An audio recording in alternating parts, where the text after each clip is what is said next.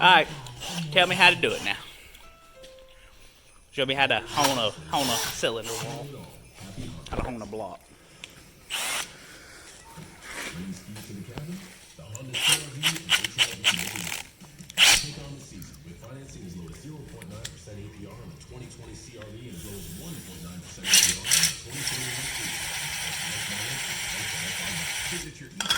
You gotta go up and down.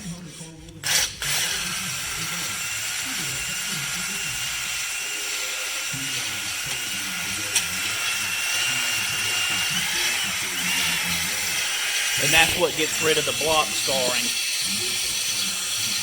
that was left by whatever come apart in it, right? Mm-hmm. Also make your rings reseat.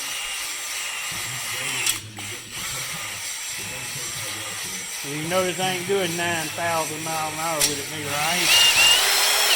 I ain't doing that. Why not?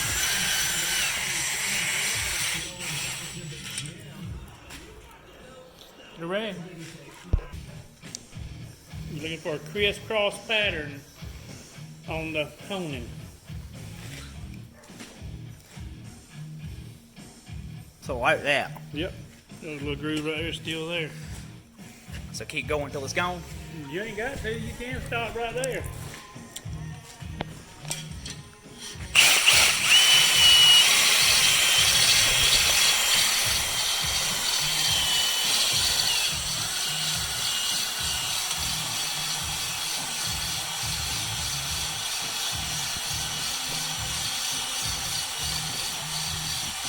Yeah, what about it? I got a ridge cutter that'll get rid of that if you want to cut it out.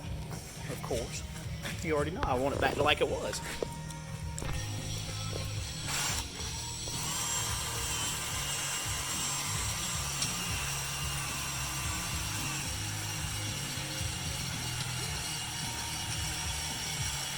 So you lubricate and then go at a slow but steady speed while going up and down. When you sand it, you want some of your sanding swirls. You don't want these to be straight, just smooth straight across. You want them to be up and down. So you're looking for that cross pattern. Right. Hit it right there. The block. Yeah, it's the damn sure it ain't cracked right there. Here, hold this. So you drug your pocket knife down through it to make sure there wasn't no cracks or nothing. The blade of the pocket knife would have hung on it. All right, you got it. I got it. I guess. For those of you that are new here and are just now tuning into my projects and build, it is a 383. It's cut 60 over, as you can see right there. I'm running Eagle rods. See, Eagle rods. They're 5700s, and that's basically where we're at. I'm honing the block right now. You probably saw my deburring video. Part 2 of that came out right before this video, so that's where we're at now. I'm going to go on ahead and hone these and finish up on part 2 of the video where I finish deburring the block and get it ready. So then we'll actually start the engine build, which will probably be put into a playlist on the channel, and then maybe later we'll get into the V6 dune buggy over there. So, but as you can see, there is cylinder scarring in some of these, and that's what we're honing to get out. Now with the honer, these are more true than the sphere, the ball ones. Reason being, if there's a hole in, if there's like anything that's off, like these are a little more true. They'll get to that instead of just making it all one side. Like if you have an oval bore, you may not catch it. So you can see where the piston stopped right there. I'm gonna try to get it out as best I can. I think I got a tool, like my dad was saying, that we can cut that out with. He's letting me use the honer and all, so we're actually doing pretty good. I told him, I was like, well, can you go over how to use it so I can make a YouTube video? And he was kind enough to help me with that, so thanks to him. But as far as honing the block goes, you see where this piston ring mark is in here? Right there. And down there, those are the only 2 spots in between here and there that matters, because that's where the piston is going to be traveling, in between here and there. So that's what we're actually honing out on the block, and then we'll go back and redo the top of this. So we'll be back. I will.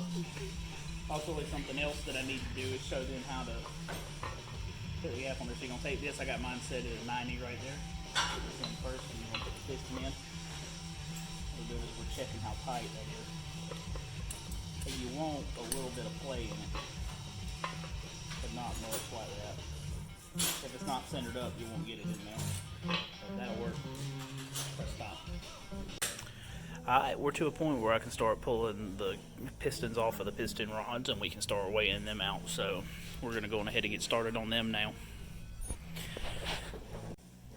Alright, we're at a point now where we can start weighing out the pistons and the piston rod, so we're going to start doing that now. We've already weighed out the pistons. We're going to go ahead and take the pistons off of the piston rods and weigh them out. And we're going to have to pull these. These are twist-in locks, and I got snap-ins, which ain't no difference. So first things you're going to need is a scale, and you're going to need all 8 pistons and piston rods.